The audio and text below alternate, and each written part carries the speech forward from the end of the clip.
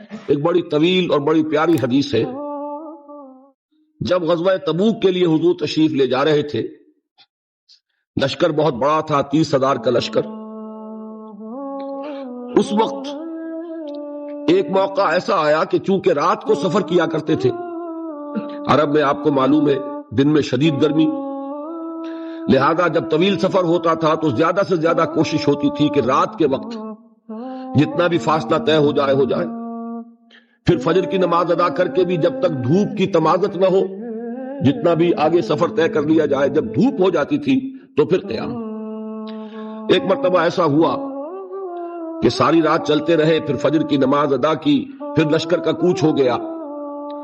تو اب ظاہر بات ہے وہ وقت ایسا ہوتا ہے کہ شدید نیند کا غلبہ ہوتا ہے، تو تمام صحابہ پر نیند کا غلبہ ہو گیا۔ نتیجہ کیا نکلا کہ اب اونٹنیاں جو ہے یا اونٹ جن پر وہ سوار تھے، انہیں گویا کہ آزادی نصیب ہو گئی۔ کسی کا منہ ادھر کو اٹھ گیا ادھر چل پڑی، کسی کا ادھر اٹھ گیا ادھر چل پڑی، کسی کو کیکر کا درخت نظر آ گیا، اس میں کھڑے ہو کر ناشتہ فرمانا شروع کر دیا، اس لیے کہ جو اوپر سوار ہے وہ اونگ رہا، اور لشکر پورا منتشر ہو گیا۔ حضرت معاذ بن جبل رضی اللہ تعالی عنہ یہ راوی ہیں اس واقعے کے اور اس حدیث کے، انصاری صحابی ہیں، اور ان کے شان میں حضور نے یہ الفاظ استعمال فرمائے ہیں کہ اعلمہم بالحلال والحرام معاذ بن جبل، میرے صحابہ میں حلال اور حرام کے احکام سے سب سے بڑھ کر واقف معاذ بن جبل ہے۔ والصلاة والسلام على عباده الذين اصطفى، خصوصاً على افضلهم وخاتم النبیین محمد الامین وعلى آلہ وصحبہ اجمعین۔ اما بعد فقد قال اللہ تبارک وتعالی كما ورد في سورة التوبہ، اعوذ باللہ من الشیطان الرجیم، بسم اللہ الرحمن الرحیم۔ یا ایہا الذین آمنوا ما لکم اذا قیل لکم انفروا فی سبیل اللہ اثاقلتم الی الارض ارضیتم بالحیاة الدنیا من الآخرہ فما متاع الحیاة الدنیا فی الآخرة الا قلیل الا تنفروا يعذبكم عذابا أليما ويستبدل قوما غيركم ولا تضروه شيئا والله على كل شيء قدير الا تنصروه فقد نصره الله إذ أخرجه الذين كفروا ثاني اثنين إذ هما في الغار إذ يقول لصاحبه لا تحزن إن الله معنا فأنزل الله سكينته عليه وأيده بجنود لم تروها وجعل كلمة الذين كفروا السفلى وكلمة الله هي العليا والله عزيز حكيم انفروا خفافا وثقالا وجاهدوا بأموالكم وأنفسكم في سبيل الله ذلكم خير لكم إن كنتم تعلمون لو كان عرضا قريبا وسفرا قاصدا لاتبعوك ولكن بعدت عليهم الشقة وسيحلفون بالله لو استطعنا لخرجنا معكم يهلكون أنفسهم والله يعلم إنهم لكاذبون صدق الله العظيم رب اشرح لي صدري ويسر لي أمري واحلل عقدة من لساني يفقهوا قولي اللهم ربنا ألهمنا رشدنا واعذنا من شرور أنفسنا اللهم أرنا الحق حقا وارزقنا اتباعه وأرنا الباطل باطلا وارزقنا اجتنابه اللهم وفقنا لما تحب وترضى آمین یا رب العالمین۔ یہ سورہ توبہ کے چھٹے رکوع کی 5 آیات ہیں جن کی ابھی تلاوت کی گئی ہے۔ سورہ توبہ کے بارے میں 2 باتیں جو اس سے قبل بیان ہو چکی ہیں ذہن میں تازہ کر لیں۔ ایک تو زمانہ نزول کے اعتبار سے اس کی ایک تقسیم ہے۔ اس کے پہلے 5 رکوع یہ غزوہ تبوک سے پہلے نازل ہوئے ہیں، اور اس کے بعد کے جو 11 رکوع ہیں وہ غزوہ تبوک کے دوران یا اس سے پہلے یا اس کے بعد نازل ہوئے۔ بلکہ مجھے پھر اصلاح کرنی پڑے گی، پہلے 5 رکوعوں کو بھی آپ 2 حصوں میں تقسیم کر سکتے ہیں۔ 2 رکوع جن کا ہم مطالعہ کر چکے ہیں، جس پر ہمارا سابقہ درس مشتمل تھا، یعنی دوسرا اور تیسرا رکوع، یہ فتح مکہ سے قبل سن 8 ہجری سے بھی پہلے نازل ہوئے، گویا کہ فتح مکہ سے متصلاً قبل۔ البتہ اس کا پہلا رکوع، چوتھا رکوع، پانچواں رکوع، یہ 3 نازل ہوئے ہیں غزوہ تبوک کے بعد۔ ان کا زمانہ نزول ہے ذی قعدہ سن 9 ہجری، یعنی سن 9 ہجری کے حج سے متصلاً قبل۔ البتہ بقیہ 11 رکوعوں کی تقسیم یہ ہے کہ ان میں سے 4 رکوع جو ہے 7واں، 8واں، 6واں، 7واں، 8واں اور 9واں، یہ غزوہ تبوک سے قبل اور جانے کے سفر کے دوران نازل ہوئے، اور بقیہ 7 رکوع ہیں 10ویں رکوع سے لے کر 16ویں رکوع تک، ان کا زمانہ نزول ہے یا تو غزوہ تبوک سے واپسی کے سفر کے دوران یا پھر مدینے واپس آپ کے تشریف آوری کے بعد۔ دوسری بات جو ذہن میں تازہ کر لینی ضروری ہے کہ نبی اکرم صلی اللہ علیہ وسلم کی جو 2 بعثتیں ہیں، یہ سورہ مبارکہ ان دونوں کے ضمن میں نہایت جامع ہے۔ جیسے کہ پہلے عرض کیا گیا تھا، حضور 2 بعثتوں کے ساتھ مبعوث ہوئے۔ آپ کی ایک بعثت خاص ہے الی اہل العرب، صحیح ترین الفاظ میں مشرکین عرب کی جانب، یہ آپ کی بعثت خصوصی تھی، جن میں اہم ترین حصہ بنی اسماعیل کا ہے، جن میں سے خود حضور صلی اللہ علیہ وسلم بھی تھے۔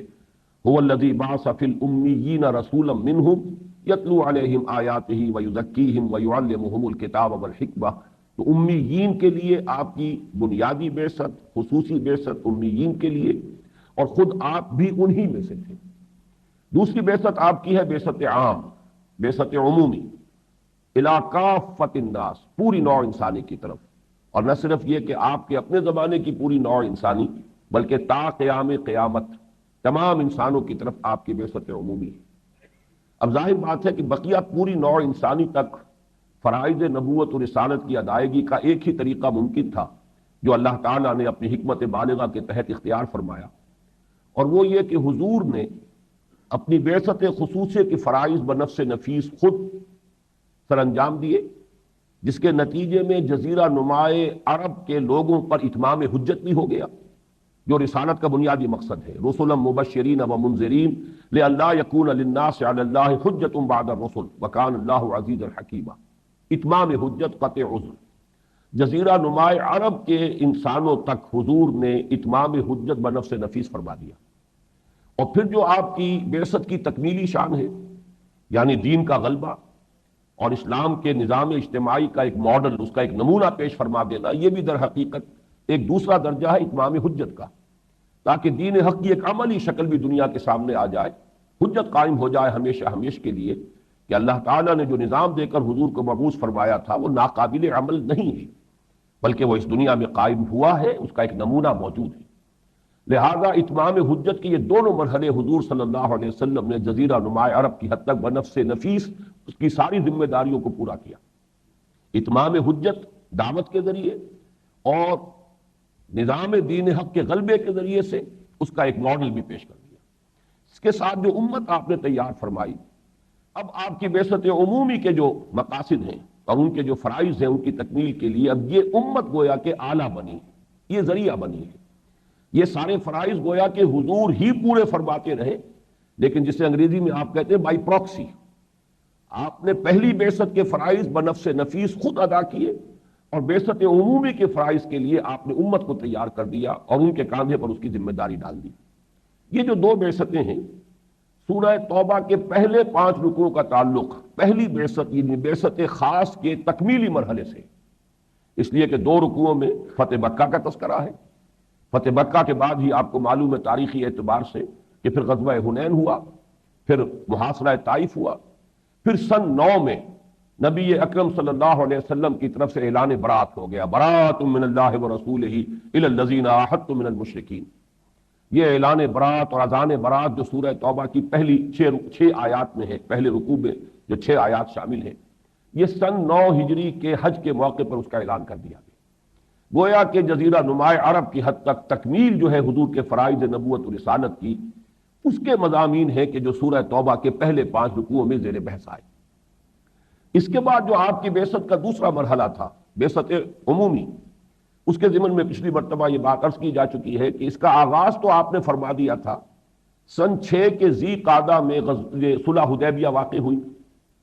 اسی سال کے آخر میں آپ نے بیرون ملک عرب دعوتی خطوط کی ترسیل کا سلسلہ شروع فرما دیا۔ چنانچہ ایک خط جو آپ نے لکھا ہے نجاشی کو، وہ سن 6 ہی کے اواخر میں لکھ دیا ہے۔ اس کے بعد سن 7 ہجری کے 1 محرم کو آپ نے متعدد خطوط کے ساتھ اپنے بہت سے جو سفیر کہہ لیجئے، پیغامبر، ایلچی، ان کو روانہ فرمایا۔ گویا کہ 7واں سال شروع ہوتے ہی اس کے پہلے ہی دن چنانچہ آپ کے علم میں ہے کہ قیصر روم کی طرف حضرت دحیہ کلبی بھیجے گئے نامہ مبارک لے کر، خسرو پرویز کی جانب عبداللہ ابن حذافہ سہمی رضی اللہ تعالیٰ عنہ مبعوث کیے گئے، مقوقس شاہ مصر کی طرف حاتب ابن ابی بلتع رضی اللہ تعالیٰ عنہ کو بھیجا گیا، شاہ عمان کی طرف حضرت عمرو بن العاص رضی اللہ تعالیٰ عنہ کو بھیجا گیا۔ تو یہ جو آپ کے نامہ ہائے مبارک ہیں، یہ سن 7 کے آغاز میں گویا کہ ان کی ترسیل ہو گئی۔ ان نامہ ہائے مبارک کے ضمن میں ایک حادثہ ہوا بہت بڑا، بلکہ اس سے پہلے، ویسے کمیت کے اعتبار سے تو اس کو بڑا کہنا چاہیے، لیکن نوعیت کے اعتبار سے دوسرا جو میں بیان کروں گا وہ حادثہ زیادہ بڑا تھا۔ حضور نے ایک جماعت صحابہ کرام کی، جیسے کہ اس سے پہلے بیر معونہ کے ضمن میں واقع آ چکا ہے کہ 70 صحابہ کو جو نجد کے قبائل تھے وہ خود لے کر گئے ہیں دعوت اور تبلیغ کے لیے اور تعلیم کے لیے، لیکن پھر انہیں شہید کر دیا۔ اسی طریقے سے ایک اور وفد تھا آپ کا مبلغین کا، کہ جو مغربی ساحل جو ہے عرب کا اس کی طرف بھیجے گئے تھے، ان میں سے بھی 8 یا 10 میں سے صرف 2 حضرات بچے تھے، باقی سب کو شہید کر دیا گیا تھا۔ اسی طرح شمال کے جانب آپ نے ایک جماعت بھیجی تھی، جو عرب قبائل جو ہے شام کے سرحدی علاقوں میں آباد تھے، وہاں 15 حضرات کی صحابہ کی جماعت گئی، لیکن وہاں کے لوگ جو اکثر و بیشتر عیسائی تھے انہوں نے ان سب کو شہید کر دیا۔ ان میں سے صرف ایک جو ان کے رئیس تھے اس وفد کے، کعب بن عبیر غفاری رضی اللہ تعالیٰ عنہ، وہ بچ کے آ سکے۔ تو گویا کہ اس علاقے کے لوگوں کی طرف سے بھی ایک اجتماعی پرووکیشن ہو چکی تھی۔ لیکن اس سے بھی بڑا جو معاملہ تھا کہ جو نوعیت کے اعتبار سے شدید تر تھا، وہ یہ ہے کہ حضور صلی اللہ علیہ وسلم نے بصرہ کا رئیس شرحبیل بن عمرو غسانی، یہ اصل میں غسان کا قبیلہ جو ہے عرب تھے، اور یہ تمام شام عرب، عراق عرب، یہ عرب ہی کے حصے ہیں، اگرچہ جزیرہ نما سے یہ باہر ہیں، لیکن دونوں ملک جو ہے در حقیقت عالم عرب ہی کے جزو لا ینفک ہیں۔ لیکن عراق عرب پر قبضہ تھا ایرانیوں کا، اور شام عرب پر قبضہ تھا، یا یوں کہہ لیجیے استیلا تھا رومیوں کا، ہرقل کے تابع تھا۔ یہاں بھی جو لوکل حاکم تھے وہ در حقیقت ہرقل کی طرف سے نامزد، اگرچہ یہ لفظ اس زمانے میں استعمال نہیں ہوتا تھا، لیکن گویا کہ گورنرز تھے رومی سلطنت کی طرف سے۔ تو بصرہ کا حاکم یا حقیقت کے اعتبار سے گورنر تھا یہ شرحبیل بن عمرو غسانی۔ اس کی طرف حضور نے باقاعدہ اپنا ایک نامہ بر، اپنا ایک ایلچی حضرت حارث ابن عمیر ازدی رضی اللہ تعالیٰ عنہ کو اپنے نامہ مبارک کے ساتھ بھیجا۔ اس بدبخت انسان نے بڑی سخت اذیت دے کر انہیں شہید کر دیا۔ یہ جو ہے معاملہ اگرچہ ایک صحابی کا تھا، پہلے واقعے میں اگرچہ 14 صحابی شہید ہوئے ہیں، لیکن نوعیت کے اعتبار سے یہ دوسرا حادثہ جو ہے یہ شدید تر تھا، اس لیے کہ سفیر کا قتل کیا جانا در حقیقت یہ گویا کہ اعلان جنگ شمار ہوتا ہے۔ اس پر نبی اکرم صلی اللہ علیہ وسلم نے پھر ایک جیش تیار کیا 3000 صحابہ کرام کا، اور اس وقت تک یوں سمجھیے کہ یہ سب سے بڑا جیش تھا، اس لیے کہ یہ فتح مکہ سے قبل کا واقعہ ہے جو یہ بیان کر رہا ہوں۔ غزوہ موتا جو ہے جمادی الاولیٰ سن 8 ہجری میں ہو گیا ہے، جبکہ فتح مکہ کا واقعہ جو ہے وہ رمضان مبارک سن 8 میں ہوا ہے، اس سے چند ماہ قبل کے یہ بات ہے۔ 3000 کا جیش آپ نے تیار کیا، اور اس وقت تک یوں سمجھیے کہ یہ سب سے بڑی نفری تھی جو مسلمانوں کی جمع ہوئی، اور ان پر آپ نے حضرت زید ابن حارثہ رضی اللہ تعالیٰ عنہ کو ان کا سپہ سالار مقرر کیا۔ لیکن یہ کہ بہرحال آپ کو وحی کے ذریعے سے پہلے ہی علم ہوگا کہ کیا حوادث پیش آنے والے ہیں۔ آپ نے ساتھ ہی یہ فرما دیا کہ اگر زید ابن حارثہ شہید ہو جائیں تو پھر جعفر ابن ابی طالب، جو بعد میں جعفر طیار کے نام سے مشہور ہوئے ہیں، حضور کے چچا زاد بھائی، حضرت علی کے بڑے بھائی، ان کو یہ کہ اس کے بعد اگر وہ شہید ہو جائیں زید ابن حارثہ تو جعفر ابن ابی طالب پھر کمان سنبھالیں گے، اگر وہ بھی شہید ہو جائے تو پھر حضرت عبداللہ ابن رواحہ انصاری صحابی ہیں رضی اللہ تعالی عنہ، پھر وہ قیادت فرمائیں گے۔ بہرحال یہ لشکر جب گیا ہے تو اب اندازہ یہ ہوتا ہے کہ پوری طریقے سے حالات جو ہیں شام کے اس علاقے کے شاید واضح نہیں تھے، صورتحال جو ہے مسلمانوں کے سامنے جو اچانک آئی ہے وہ بالکل غیر متوقع تھی، کم سے کم اس لشکر کے لیے بالکل غیر متوقع تھی۔ حضور صلی اللہ علیہ وسلم کو اگر وحی کے ذریعے سے یہ معلوم ہو چکا تھا کہ پے بپے 3 جو سپہ سالار ہیں ان کی شہادت کا واقعہ ہوگا، تو بہرحال اندازہ ہوتا ہے کہ شاید دوسری بات بھی آپ کے علم میں ہو، لیکن یہ کہ جو بھی صورتحال سامنے ہے، جو فیکٹس ہیں وہ یہ ہیں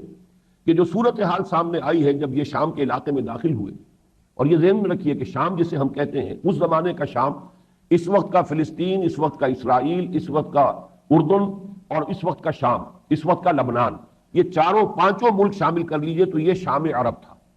عراق عرب جو ہے وہ تو وہی ہے کہ جو اب بھی عراق کے نام سے موسوم ہے، لیکن شام جو ہے در حقیقت اس کے جو حصے بکھرے ہوئے ہیں تو وہ شام بھی ہے جس کو آج سوریا یا سیریا کہتے ہیں، اس کے بعد لبنان ہے، اسی میں فلسطین ہے، اسی میں اب اسرائیل قائم ہوا ہے، اسی میں پھر یہ شرق اردن کی ریاست ہے۔ تو یہ تمام اس علاقے میں جب پہنچے ہیں تو انہیں معلوم ہوا کہ وہ شرحبیل بن عمرو غسانی جو ہے وہ 1,00,000 کے لشکر جرار کے ساتھ تیار ہے، اور نہ صرف یہ بلکہ ہرقل خود جو کہ رومی ایمپرر تھا وہ موجود ہے حمص کے مقام پر، اور اس نے اپنے بھائی تھیوڈور کو بھیجا ہے مزید 1,00,000 کی نفری دے کر، گویا کہ اب سابقہ پیش آنے والا تھا 3,000 کے اس لشکر کا 2,00,000 کے ساتھ۔ یہ صورتحال بالکل غیر متوقع اور اچانک تھی۔ بہرحال کئی دن انہوں نے قیام کیا اور سوچتے رہے، آخری بات یہی طے ہوئی کہ ہمیں تو شہادت مطلوب ہے، ہمیں فتح سے تو کوئی بحث نہیں ہے، فتح اور شکست ہمارے لیے بے معنی چیزیں ہیں، شہادت ہے مطلوب و مقصود مومن، نہ بال غنیمت نہ کشمت کشائی، لہذا انہوں نے پیش قدمی جاری رکھی۔ اب دو مختلف روایات مل رہی ہیں، ایک تو یہ کہ مقابلہ 1,00,000 سے ہوا ہے، بعض روایات میں یہاں تک کہ 2,00,000 کے ساتھ مقابلہ ہوا ہے، اور یہ معجزہ ہے کہ 3,000 افراد انہوں نے 1,00,000 سے بھی مقابلہ کیا تو 1 اور 33 کی نسبت ہے، اور اگر واقعتاً 2,00,000 کی نفری آ چکی تھی، تھیوڈور بھی اگر شامل ہو چکا تھا تو پھر 1 اور 66 کی نسبت ہے۔ لیکن یہ کہ اللہ تعالیٰ کی طرف سے وہ معاملہ تو ہوا کہ حضرت زید ابن حارثہ شہید ہوئے رضی اللہ تعالی عنہ، پھر عالم سنبھالا ہے حضرت جعفر ابن ابی طالب نے، اور ان کی پھر شہادت اس شان کے ساتھ ہوئی ہے کہ ان کا داہنا ہاتھ کٹ گیا تو انہوں نے بائیں ہاتھ میں اپنا عالم سنبھالا،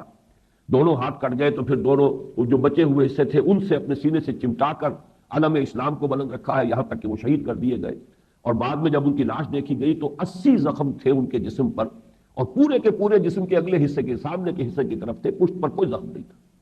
بہرحال چونکہ ان کے دونوں ہاتھ کٹ گئے تھے تو حضور نے بعد میں بتایا اللہ تعالیٰ نے انہیں 2 بازو عطا کر دیے ہیں، 2 پر عطا کر دیے ہیں جن سے وہ جنت میں اڑ رہے ہیں، اسی لیے ان کا نام اب جعفر طیار ہے۔ جعفر ابن ابی طالب کے نام سے اب انہیں کوئی نہیں جانتا، جعفر طیار یا جعفر ذوالجناحین، 2 پروں والے جعفر رضی اللہ تعالیٰ عنہ۔ اس کے بعد حضرت عبداللہ ابن رواحہ رضی اللہ تعالیٰ عنہ نے علم سنبھالا، وہ بھی شہید ہو گئے۔ اس کے بعد پھر علم جو ہے حضرت خالد ابن ولید نے سنبھالا ہے، اور یہ ان کی جنگی حکمت عملی کا شاہکار ہے کہ وہ وہاں سے اس درگاہ سے لشکر کو بچا کر لے آنے میں کامیاب ہو گئے۔ ریٹریٹ ہوئی ہے لیکن بہت آرڈرلی ریٹریٹ ہوئی ہے، بلکہ آپ نے ایک طرح سے ان کے اوپر روک قائم کیا ہے کہ پہلے دن جو جنگ ہو رہی تھی اس کے بعد پھر اگلے دن جو ہے انہوں نے جو اپنی فارمیشن ہے اسے تبدیل کر دیا، جو پیچھے کے لوگ تھے انہیں آگے لے آئے، دائیں بائیں سے بھی تبدیل کر دیا، تو دشمن نے یہ سمجھا کہ انہیں کمک حاصل ہو گئی ہے، اور پھر ایک جو روب ان کے اوپر پڑا ہے کہ یہ 3,000 ہمارے قابو میں نہیں آ رہے تھے، یہ چھوٹی سی ٹکڑی اب اگر ان کے پاس جو ہے مزید کمک آ گئی ہے تو ان کے حوصلے اور پست ہوئے۔ بہرحال رفتہ رفتہ تدریجاً پیچھے ہٹنا شروع کیا، اور ان کو یہ گویا کہ گمان کروا دیا کہ یہ ہمارا کہیں کوئی محاصرہ کرنے کی فکر کر رہے ہیں کہ اگر ہم پیش قدمی کریں گے تو ہمیں یہ اپنے گھیرے میں لے لیں گے۔ تو 1,00,000 یا 2,00,000 کا لشکر جو ہے وہ کھڑا رہ گیا، اور حضرت خالد ابن ولید رضی اللہ تعالی عنہ لشکر کو بچا کر لے آئے۔ کل 12 صحابہ شہید ہوئے، جن میں سے 3 تو سپہ سالار۔ اندازہ یہی ہوتا ہے کہ جنگ کا جو پرانا طریق تھا کہ پہلے جو بھی اہم لوگ ہوتے تھے وہ سامنے آ کے مبارزت کرتے تھے اور مقابلہ ہوتا تھا، اس طور سے ہوا ہے، ورنہ یہ کہ حقیقتاً اگر ہجوم جو ہوتا ہے عمومی وہ اگر ہو تو 3,000 کی چھوٹی سی نفری کے اوپر 1,00,000 یا 2,00,000 کا قابو پا جانا وہ بہت ہی آسان سی بات سمجھ میں آتی ہے۔ لیکن بہرحال اس کا ایک نتیجہ یہ نکلا کہ اس علاقے کے آس پاس کے جتنے قبائل تھے ان پر روب پڑ گیا مسلمانوں کا، حالانکہ وہ نتیجہ تو حاصل نہیں ہو سکا۔ اصل میں تو یہ لشکر بھیجا گیا تھا تاکہ سفیر کے قتل کا انتقام لیا جائے، وہ مقصد تو حاصل نہیں ہو پایا، اور یہی بہت بڑی کامیابی تھی کہ حضرت خالد ابن ولید رضی اللہ تعالی عنہ لشکر کو بچا کر واپس لے آئے۔ لیکن یہ کہ اس سے جو روب اس علاقے پر قائم ہوا ہے کہ یہ کس قسم کے لوگ ہیں، اتنی چھوٹی سی نفری تھی اور اتنا بڑا لشکر جو ہے وہ اس کو قابو نہیں کر سکا، اور اس سے جو ایک دبدبہ قائم ہوا ہے مسلمانوں کا،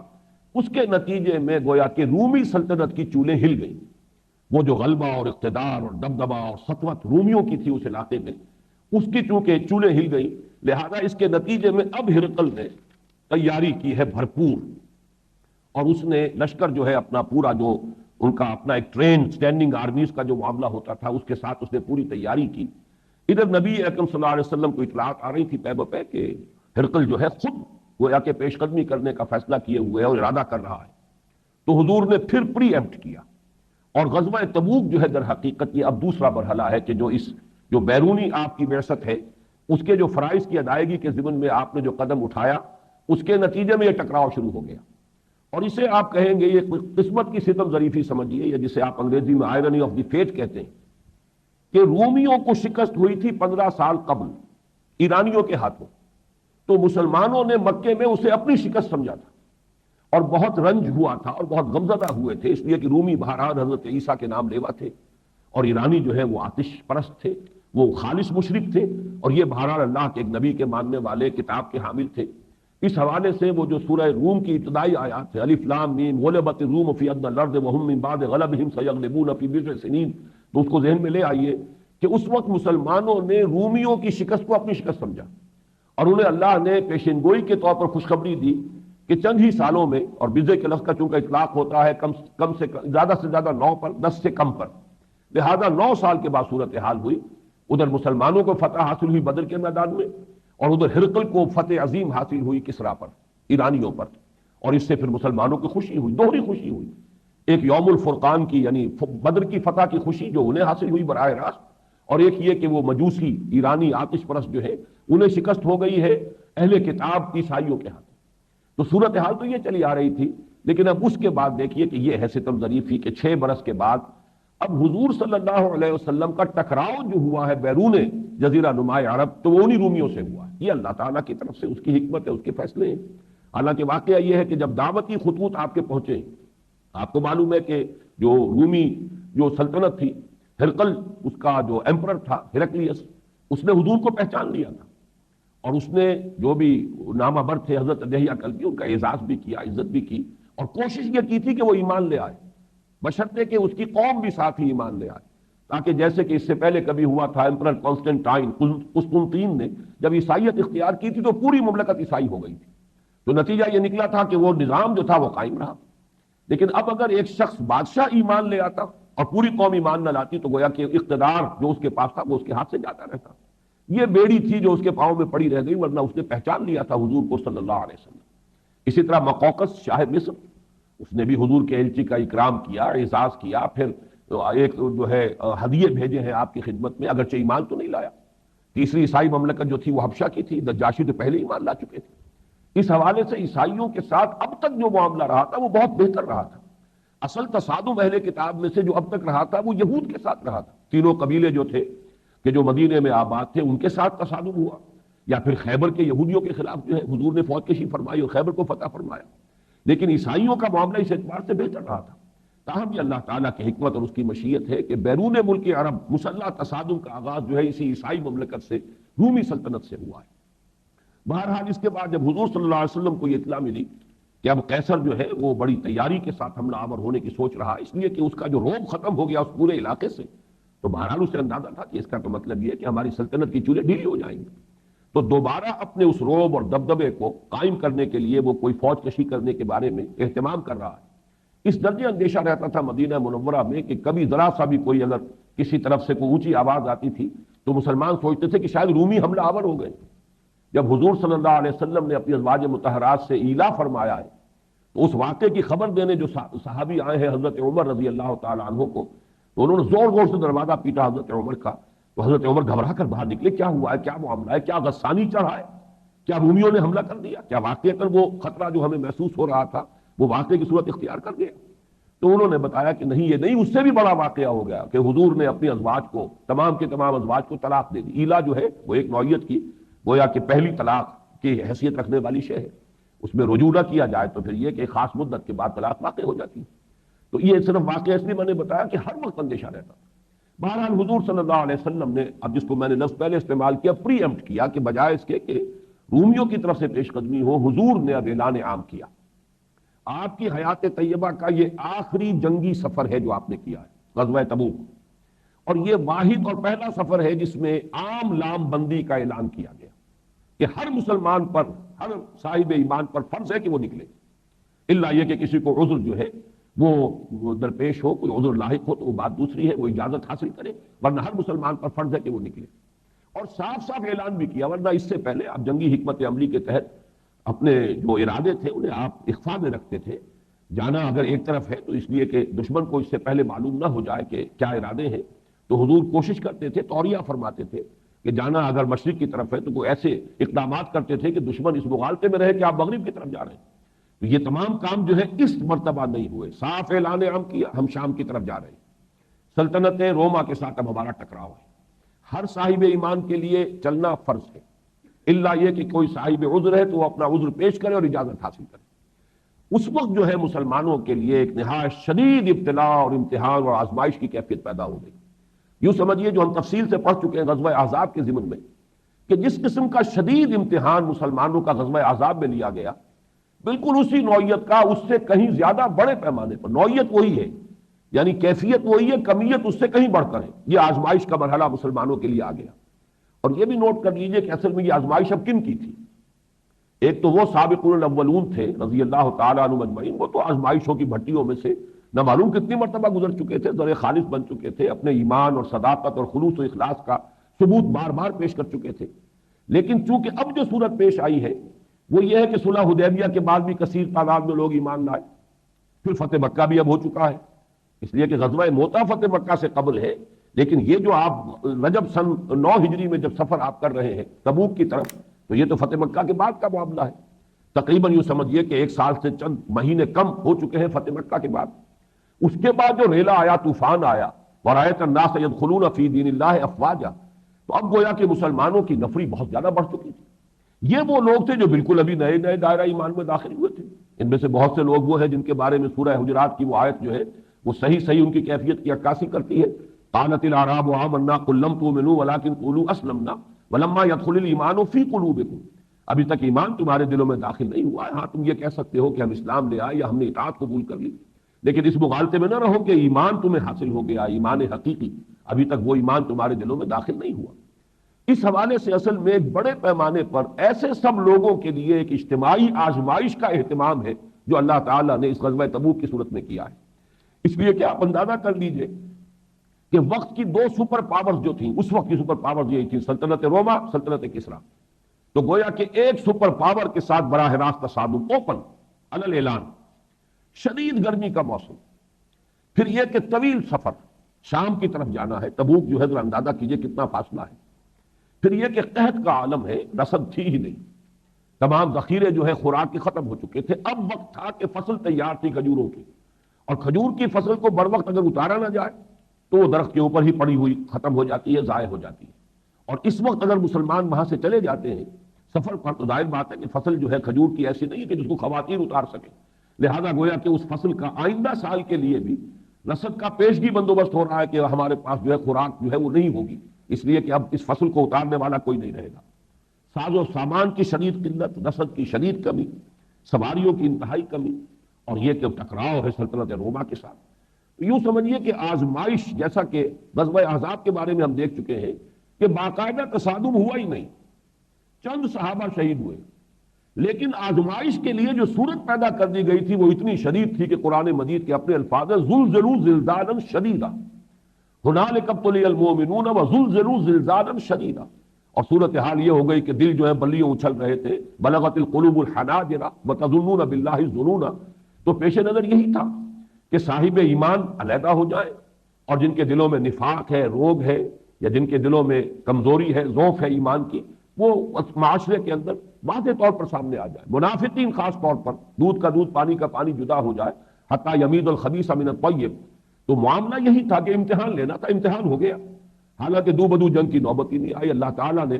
وَكَفَى اللَّهُ الْمُؤْمِنِينَ الْقِتَالَ، اللہ نے اہل ایمان کی طرف سے خود ہی جنگ کر لی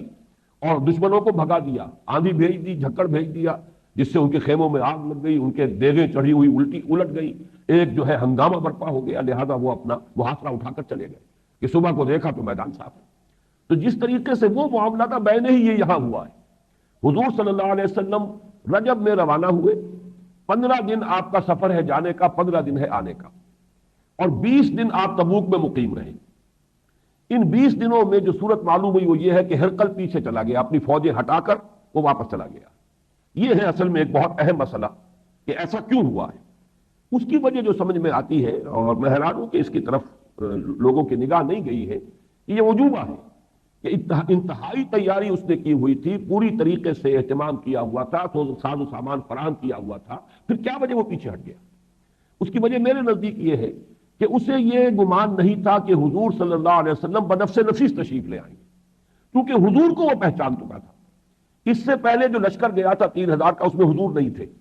اس میں تو جیسا کہ میں بتا چکا ہوں، اس میں تو زید ابن حارثہ، حضرت جعفر ابن ابی طالب، حضرت عبداللہ ابن رواحہ اور 3000 مسلمان اور تھے، حضرت خالد ابن ولید سمیت۔ حضور خود نہیں تھے۔ اسے یہ گمان نہیں تھا کہ اب حضور صلی اللہ علیہ وسلم خود پیش قدمی کر لیں، اس لیے کہ یہ بات یقین کے درجے میں ہے کہ وہ حضور کو پہچان چکا تھا کہ اللہ کے نبی ہیں، رسول ہیں،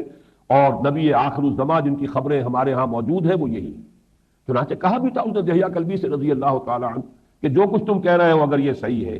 تو پھر جن کا یہ خط ہے ان کی حکومت یہاں تک پہنچے گی جہاں میرے قدم رکھے ہوئے، اور اس پر جو بڑا طوفان جو ہے اس کے دربار میں اٹھا تھا۔ جو بطریق موجود تھے، پیٹری آرٹس وہاں پہ، جو ان کے مذہبی رہنما تھے اور بڑے بڑے سپہ سالار تھے، انہوں نے جب دیکھا کہ ہمارا شہنشاہ جو ہے وہ تو شاید اپنا دین اب چھوڑ دے گا، تو ان کے جو ہے نتنوں سے بڑی شو شو کی آوازیں نکلنی شروع ہوئی۔ تو بس وہی اقتدار اور وہی جو دنیا کے اندر جو غلبہ ہے اپنا ذاتی، وہ ہے کہ جو پاؤں میں بیڑی بن کر پڑ گیا، ورنہ اس نے پہچان لیا تھا حضور کو صلی اللہ علیہ وسلم۔ اب وہ چونکہ جانتا تھا کہ یہ اللہ کے نبی ہے، لہذا اسے معلوم تھا کہ ان کے ساتھ مقابلہ ظاہر بات ہے کہ اس کا نتیجہ جو نکلے گا، وہ چونکہ عالم انسان تھا، جانتا تھا، تورات کا عالم تھا، لہذا اس نے جو ہے وہ پسپائی اختیار کرنے میں عافیت سمجھی۔ حضور نے بھی صلی اللہ علیہ وسلم پھر آگے پیش قدمی نہیں کی۔ تبوک کے مقام پر آپ 20 دن وہاں مقیم رہے، چنانچہ آس پاس کی بڑی بڑی بستیاں، ایلا، دومت الجندل، اس کے رئیس آئے، انہوں نے معاہدے کر لیے، حضور کی یعنی تابعداری اختیار کر لی اور خراج اور جزیہ دینا منظور کر لیا۔ تو بہرحال اس پورے علاقے پر دوبارہ مسلمانوں کا جو دبدبہ تھا اس کو پورے طور سے حضور نے ری اسٹیبلش کیا، اور پھر آپ وہاں سے واپس تشریف لے آئے۔ اسی کے دوران یہ بھی ہوا، ظاہر بات ہے کہ یہ صورتحال ایسی تھی، جیش الاسرہ اس کو کہتے ہیں، سخت تنگی اور سخت جو ہے رسد کی کمی، فاقوں کا عالم، شدید گرمی کا موسم، تو اس میں ظاہر بات ہے کہ منافقین کا نفاق جو ہے وہ کھل کر سامنے آ گیا۔ بہت سے لوگ ان میں سے وہ تھے جو جھوٹے بہانے بنا کر، جھوٹی قسمیں کھا کر پہلے ہی انہوں نے معذرتیں پیش کی، اور وہ اپنے آپ کو رخصت اپنے لیے حاصل کر کے رہ گئے اور مدینے سے چلے ہی نہیں۔ جو ان کے کچھ ساتھ گئے بھی مجبوراً، ان کا بھی جو نفاق ہے، ان کی کمزوری بھی کھل کر سامنے آ گئی۔ کچھ لوگ وہ بھی تھے کہ بغیر عذر پیش کیے ہوئے، اجازت لیے ہوئے رہ گئے۔ 3 صحابہ جو صادق الایمان تھے، ان سے بھی وقتی طور پر ضعف ایمان کا اظہار ہوا، انہوں نے بھی غلطی کی اور بغیر کسی عذر کے اور بغیر اجازت لیے ہوئے وہ بھی رہ گئے۔ ان کا ایک طویل معاملہ ہے، بہت طویل قصہ ہے کہ جو احادیث میں آیا ہے اور بہت ہی سبق آموز ہے۔ بہرحال اس وقت کا ایک معاملہ جو ہے وہ میں صرف چاہتا ہوں کہ آپ کو بتا دوں کہ جب یہ بالکل گویا کہ چھانٹی ہو رہی تھی، حتیٰ یمید الخبیث من الطیب، تو جب حضور صلی اللہ علیہ وسلم کہیں راستے میں پڑاؤ سفر کے دوران کہیں مقیم ہوتے تھے، یا جب 20 دن آپ تبوک میں مقیم رہے، تو پھر کچھ گفتگویں ہوتی تھی۔ بعض حضرات کی طرف سے تذکرہ ہوتا تھا کہ فلاں ہمارے جو ساتھی تھے وہ تو ہمارے گمان کے مطابق سچے مومن تھے، مومن صادق تھے، کیا ہوا، وہ کیوں ساتھ نہیں آئے؟ یعنی ان کے بارے میں اب شکوک و شبہات جو ہے وہ ذہنوں کے اندر پروان چڑھنے لگے کہ شاید وہ بھی منافقین میں سے تھے کہ جو ساتھ نہیں آئے۔ تو اس پر ایک قول جو حضور کا ہے وہ بہت بہت ہی سبق آموز ہے اور یاد رکھنے کے قابل ہے، اس لیے کہ دینی تحریکوں میں یہ مرحلے پیش آتے ہیں، اس طرح کی صورتحال جو ہے سامنے آتی ہے، اس کے لیے ایک ابدی رہنمائی ہے حضور کے اس قول مبارک میں، داؤد چھوڑو اس کے تذکرے کو، بات مت کرو۔ فَإِن يَكُ فِيهِ خَيْرٌ فَسَيُلْحِقُهُ اللَّهُ بِكُمْ، اگر ان میں کوئی خیر ہے تو اللہ انہیں تمہارے ساتھ ملا دے گا، وہ آ جائیں گے، شامل ہو جائیں گے۔ غلطی ہوئی ہے تو عذر کریں گے، استغفار کریں گے، معافی مانگ لیں گے۔ بہرحال اگر ان میں خیر ہے تو اللہ تعالیٰ انہیں تمہارے ساتھ شامل کر دے گا، دوبارہ لا کر تمہارے ساتھ ملا دے گا۔ وَإِن يَكُ غَيْرُ ذَلِكَ، اور اگر خیر نہیں ہے، اگر شر ہے، اگر نفاق ہے، اگر روگ ہے دل میں، فَقَدْ أَرَاحَكُمُ اللَّهُ مِنْهُ، تو تم خوشی مناؤ اور اللہ کا شکر ادا کرو کہ اللہ نے تمہیں اس سے راحت بخشی، یعنی اس کی ایذا رسانی سے تمہیں بچا لیا۔ اگر وہ ساتھ آیا ہوتا، اگر اس میں شر تھا، اگر ساتھ آتا تو کوئی نہ کوئی فتنہ اٹھاتا، تو اللہ نے تمہیں ان کے فتنوں سے بچا لیا، ان کی مضرت سے نجات دلا دی۔ تو یہ ایک اصول کی حیثیت سے سامنے رہنا چاہیے کہ اپنے کسی بھی ساتھی کے بارے میں اگر کبھی کوئی ایسا سامنے طرز عمل آئے ان کی طرف سے، تو یہی ہمارا ایک معاملہ ہونا چاہیے کہ ہمیں کیا معلوم کس کا کیا عذر ہے، کس کی کیا مجبوری ہے، کس کے لیے کیسی شدید امتحان کی کیفیت ہو گئی ہے۔ اللہ تعالیٰ انہیں اگر کوئی خطا ہوئی ہے تو توبہ کی توفیق عطا فرمائے، اصلاح کی توفیق عطا فرمائے۔ تو یہ الفاظ بہت اہم ہیں، دعوہ فإن يَكُ فِيهِ خَيْرٌ فَسَيُلْحِقُهُ اللَّهُ بِكُمْ وَإِن يَكُ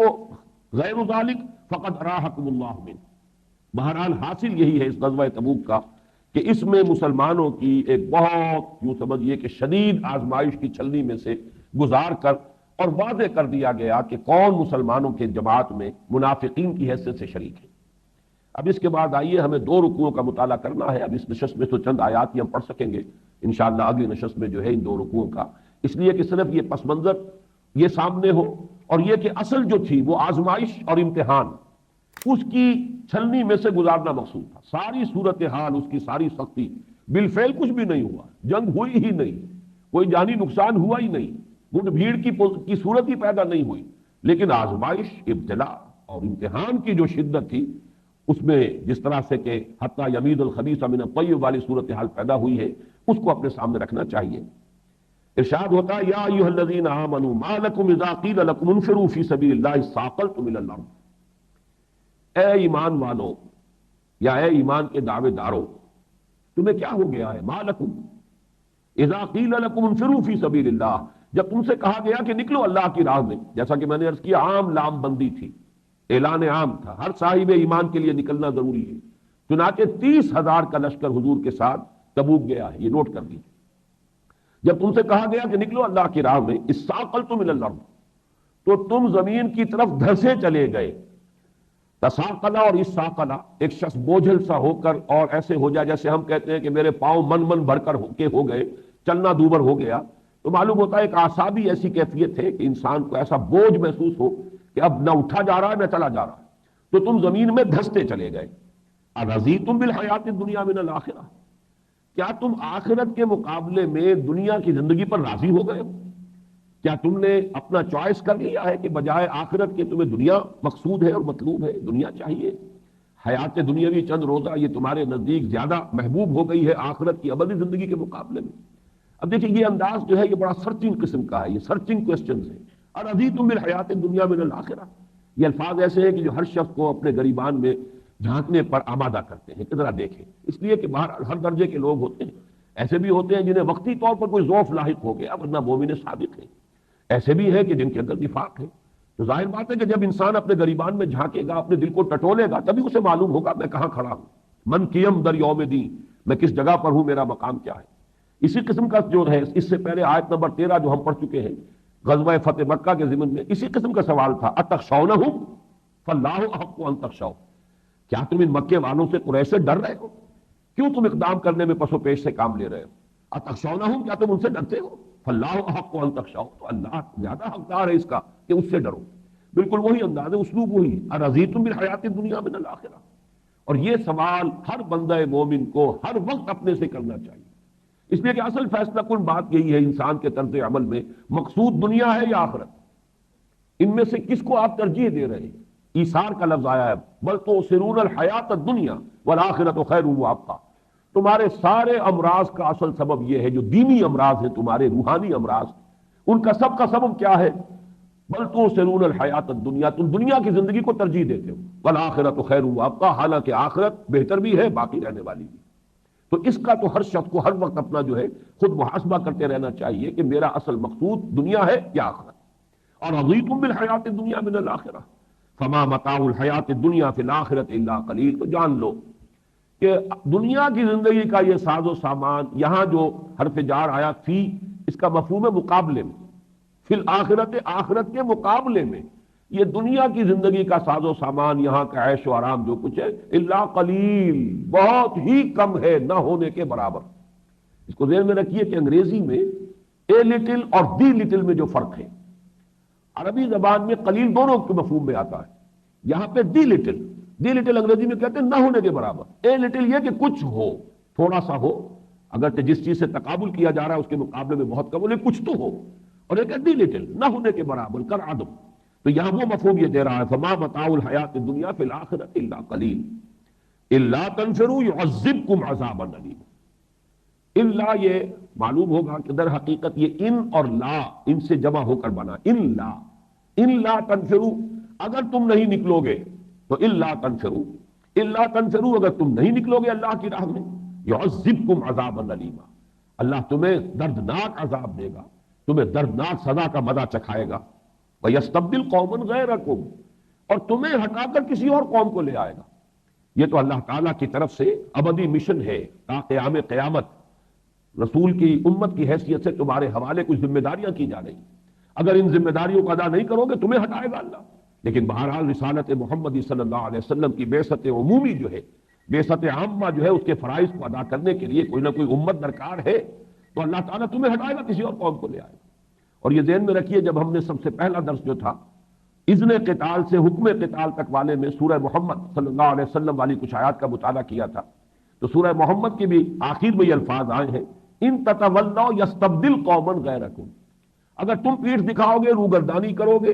تو تمہیں ہٹا کر اللہ کسی اور قوم کو لے آئے گا۔ یہاں پر بھی وہی الفاظ آئے ہیں، یوں سمجھیے کہ قتال کے مرحلے کے آغاز میں بھی وہ لفظ آئے اور قتال کے مرحلے کے اختتام پر بھی الفاظ آ رہے ہیں، وَيَسْتَبْدِلْ قَوْمًا غَيْرَكُمْ، تمہیں ہٹا کر کسی اور قوم کو لے آئے گا، وَلَا تَضُرُّوهُ شَيْئًا، اور تم اسے کوئی ضرر نہ پہنچا سکو گے، اللہ کا کچھ نہ بگاڑ سکو گے، وَاللَّهُ عَلَىٰ كُلِّ شَيْءٍ قَدِيرٌ، اور اللہ ہر چیز پر قادر ہے۔ إِلَّا تَنْصُرُوهُ فَقَدْ نَصَرَهُ اللَّهُ إِذْ أَخْرَجَهُ الَّذِينَ كَفَرُوا ثَانِيَ اثْنَيْنِ إِذْ هُمَا فِي الْغَارِ، اگر تم آج ہمارے نبی ہمارے رسول کی مدد نہیں کرو گے صلی اللہ علیہ وسلم تو کوئی پرواہ نہیں، یہاں گویا کہ محذوف ہے، اگر تم نہیں کرو گے تو یہ نہ سمجھو کہ یہ تمہاری مدد کے بغیر یہ مشن جو ہے پایہ تکمیل کو پہنچے گا، نہیں، ہماری مدد شامل حال ہے، ہر وقت ہماری مدد جو ہے وہ ان کے ساتھ موجود ہے، اور اس کی ایک مثال دے دی، الا تنصروہ، اگر تم اس کی مدد نہیں کرو گے تو گویا یہاں محذوف الفاظ ہے تو کوئی پرواہ نہیں، فقد نصرہ اللہ، اللہ نے تو ان کی مدد کی تھی، اس اخرجہ الذین کفروا ثانی اثنین اذ ہما فی الغار، جبکہ انہیں نکلنے پر مجبور کر دیا تھا، مراد ہجرت کی طرف اشارہ ہو رہا ہے مکے سے کافروں نے، اور وہ دونوں تھے غار میں، ثانی اثنین، دو میں کے دوسرے تھے محمد صلی اللہ علیہ وسلم۔ یہ بہت بڑا فضیلت کا مقام ہے حضرت ابوبکر صدیق کے لیے رضی اللہ تعالی عنہ۔ تو یہاں ثانی اسلام و غار و بدر و قبر، علامہ اقبال نے بھی حضرت ابوبکر صدیق کی شان میں یہ بہت عمدہ مصرع کہا ہے، ثانی اسلام و غار و بدر و قبر۔ حضور صلی اللہ علیہ وسلم کی دعوت پر سب سے پہلے ایمان لانے والے حضرت ابوبکر ہیں، تو ثانی اسلام ہو گئے۔ پھر غار ثور میں دو ہی تھے، حضور تھے اور آپ کے ساتھ ابوبکر تھے، تو آپ گویا کہ عصمت کے ساتھی ہیں۔ پھر بدر میں وہ جو ایک جھونپڑی بنا دی گئی تھی ایک شب پہلے، جہاں آپ نے طویل ترین سجدہ کیا اور دعا مانگی ہے، وہاں بھی حضرت ابوبکر تھے جو تلوار ہاتھ میں لیے ہوئے پہرا دے رہے تھے۔ اور پھر قبر میں بھی تدفین کے لیے بھی حضرت عائشہ کے حجرے میں حضور صلی اللہ علیہ وسلم کے بعد حضرت ابوبکر کی تدفین ہوئی۔ تو ثانی اسلام و غار و بدر و قبر، الا تنصروه فقد نصره الله اذ اخرجه الذين كفروا ثاني اثنين اذ هما في الغار اذ يقول لصاحبه لا تحزن ان الله معنا۔ وقت ختم ہو چکا ہے، اس لیے اس سلسلے کو ہم اگلی نشست میں جاری رکھیں گے۔ السلام علیکم سامعین، آپ لوگ ڈاکٹر اسرار احمد صاحب کے اور بیانات سننا چاہتے ہیں تو ہمارے چینل کو سبسکرائب ضرور کرتے ہیں۔